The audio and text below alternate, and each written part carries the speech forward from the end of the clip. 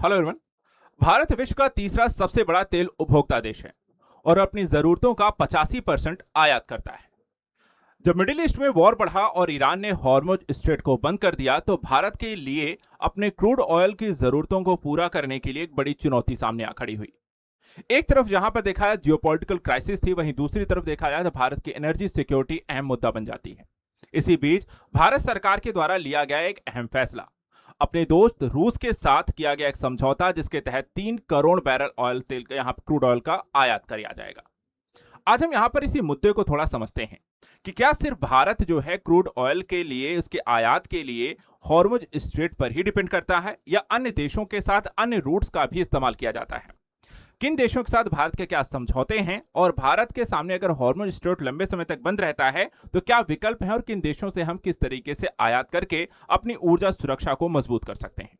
एक एक करके सारी चीजों को, पहलुओं को एक समझेंगे और सबसे पहले समझते हैं कि जो कारण है यहाँ पे जो चर्चा का विषय है। देखिए, रशिया से हम 3 करोड़ बैरल कच्चा तेल खरीद रहे हैं और इसको लेकर के हमारे देश की जो बड़ी कंपनियां हैं, जैसे एक तरफ आपका रिलायंस है, दूसरी तरफ आईओसी है। 3 करोड़ में से 2 करोड़ यानी कि 1 करोड़ रिलायंस और 1 करोड़ आईओसी यहाँ पर क्रूड ऑयल खरीद रही है रशिया से। वहीं बाकी का 1 करोड़ क्रूड ऑयल जो है भारत की अन्य रिफाइनरीज वो खरीद रही हैं और इस तरीके से ये यहाँ पर समझौता हो चुका है। भारत को ये सारा तेल जो है मिलने वाला है। अभी हाल ही में देखा जाए तो अमेरिका के द्वारा कई सारे देशों को भी छूट दी गई है कि आप क्रूड ऑयल रशिया से खरीद सकते हैं। ऐसा क्यों? एक तरफ देखा जाए तो अमेरिका ने रशिया पे ही प्रतिबंध लगाए थे और अब यहाँ पर वो छूट दे रहा है। इसका रीजन ये है कि क्रूड ऑयल के दाम लगातार बढ़ रहे हैं। मिडिल ईस्ट में वॉर के कारण हॉर्मुज स्ट्रेट बंद है। कई सारे देश यहाँ पर तेल ना तो आयात कर पा रहे हैं ना ही निर्यात कर पा रहे हैं और इससे जो होती है इन्फ्लेशन और ग्लोबल मार्केट में यहाँ पे क्राइसिस देखने को मिली है। इसी बीच रशिया यहाँ पर आपको लगातार कई सारे देशों को क्रूड ऑयल करने को लेकर तैयार है और इस भारत ने भी यहाँ पर देखा जाए रशिया के साथ ये समझौता किया है। अब आपको समझाते हैं कि भारत अपने जो क्रूड ऑयल की सप्लाई करता है या आयात करता है, सॉरी, वो कहां कहां से करता है, किन किन रूट्स पर निर्भर है और कहां से कितने परसेंट उसका क्रूड ऑयल आता है। अब इसमें अगर हम देखें, सबसे पहले भारत का और विश्व का ये मैप है। भारत जो है पर डे की अगर हम बात करें, एक दिन में जो उसको तेल की सप्लाई होती है उसमें सबसे जो बड़ा हिस्सा अगर आप देखें तो स्ट्रेट ऑफ हॉर्मुज का है। ठीक है, यहां से आपको होता है ये वाला जो रूट है, ये 19% है जहां से हम अपना क्रूड ऑयल आयात करते हैं। दूसरा यहां पर स्ट्रेट ऑफ मलक्का है जो यहां से होकर गुजरता है दक्षिण पूर्व एशिया से और यहां से देखा जाए तो रशिया से हम अपना जो क्रूड ऑयल है वो भी आपको आयात करते हैं और यहां पर आपको 16% है।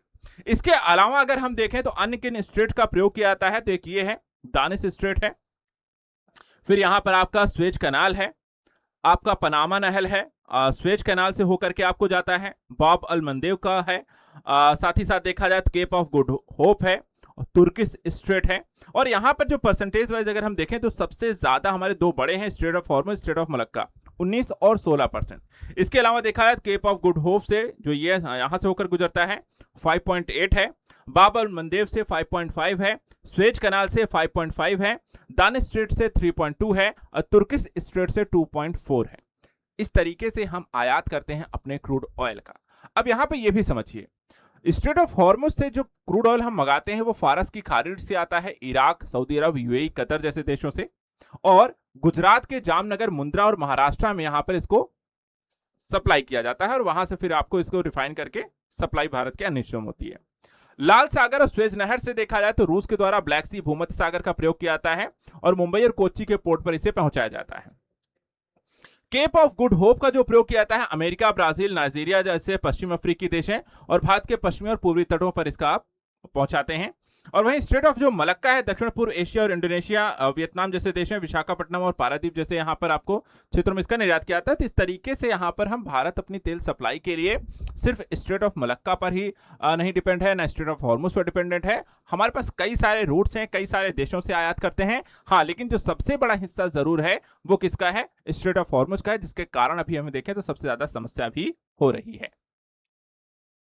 अब यहां पे देखें तो भारत का क्रूड ऑयल जो है या रशिया का जो क्रूड ऑयल है उसको सबसे ज्यादा आयात करने वाले देशों की अगर बात करें तो अपनी जरूरत का 70% कच्चा तेल जो है हम दूसरे रास्तों से मंगाते हैं, अगर हम बाकी स्ट्रेट ऑफ हॉर्मुज को छोड़ भी देते हैं।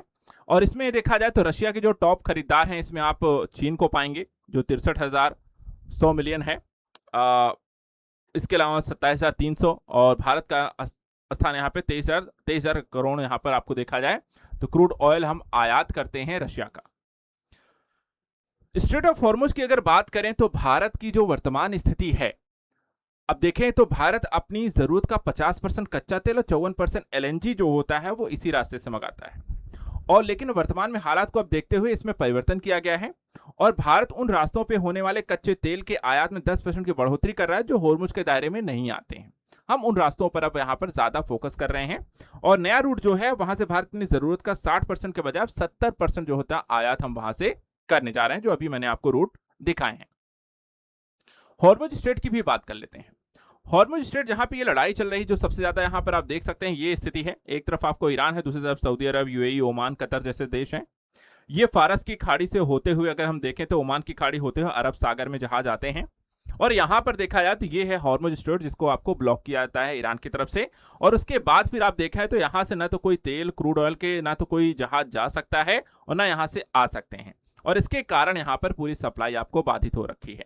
वर्तमान समय में अगर हम देखें तो स्थिति कुछ ऐसी है कि कौन से देश इस प्रयोग का आयात और निर्यात यहां पर कौन करता है, तो इसमें हम देखें सऊदी अरब सबसे बड़ा निर्यातक है, 6.2 है मिलियन बैरल प्रतिदिन। यूएई का 2 है, इराक का 3.2 है, कुवैत 1.5 है, कतर का 0.6 है और ईरान का 1.3 है। जो ये लोग पर डे इतने मिलियन बैरल यहां पर आपको क्रूड ऑयल जो है निर्यात करते हैं। वहीं आयात देशों की बात करें तो करीब चीन सबसे ऊपर है 5, Bharat 1.9, Japan 1.9, south Korea 1.7, other Asia 2.2, Europe 1 और यूएस 1 मिलियन बैरल प्रतिदिन यहां से आयात करते हैं। और इस तरीके से देखा जाए तो आपको डिपेंडेंसी पता चलेगी कि लगभग हर एक चाहे अमेरिकन कंट्रीज हों, चाहे यूरोपियन कंट्रीज हों, चाहे अफ्रीकन कंट्रीज हों, चाहे आपको एशियन कंट्रीज हों, उनकी डिपेंडेंसी या कनेक्टिविटी आपको देखा है तो इस क्षेत्र से है। और इसी कारण से देखा जाए तो पूरा विश्व जो है वो इस समय प्रभावित हो रहा है मिडिल ईस्ट में चल रहे वॉर के कारण। अब भारत की अगर हम स्थिति की बात करें कि चलिए ये युद्ध अगर कितना लंबा खिंच सकता है, भारत के समय इस समय स्ट्रेटेजिक रिजर्व कितना है, तो ये आप देख सकते हैं। भारत के पास टोटल जो 5 मिलियन मीट्रिक टन से ज्यादा तेल को रिजर्व स्थिति में है अभी भी, जिसमें विशाखापट्टनम में हमारे पास 1.33 है, मैंगलोर में 1.50 है और पादुर में देखा है तो 2.5 मिलियन बैरल अभी भी तेल हमारे पास है। ऐसी स्थिति में देखिए जब भी जियोपॉलिटिकल एंगल या जियोपॉलिटिकल क्राइसिस आती है तो हमेशा यहाँ पर आपका जो इंडियन डिप्लोमेसी है वो किस तरीके से काम करती है और उस समस्या से कैसे बाहर आती हैं, किस तरीके के फैसले जाते हैं जिससे जनता को यहाँ पर किसी भी तरीके की समस्याओं का सामना ना करना पड़े। और इस समय देखा जाए तो भारत सरकार कुछ यही करने की कोशिश कर रही है कि स्ट्रेट ऑफ हॉर्मुज पर जो हमारी डिपेंडेंसी है उसको हम डाइवर्ट करें, अन्य रूट्स का प्रयोग करें, अन्य देशों के साथ समझौते करें और वहां से क्रूड ऑयल मंगाते हैं। फिलहाल जरूरतों को पूरा करना ज्यादा जरूरी है और यह भी थोड़ा सा ख्याल रखने की जरूरत है कि कहां से हमें सस्ता तेल मिल जाएगा और महंगाई यहां पर भी हमें एक तरफ आपको कंट्रोल करनी है।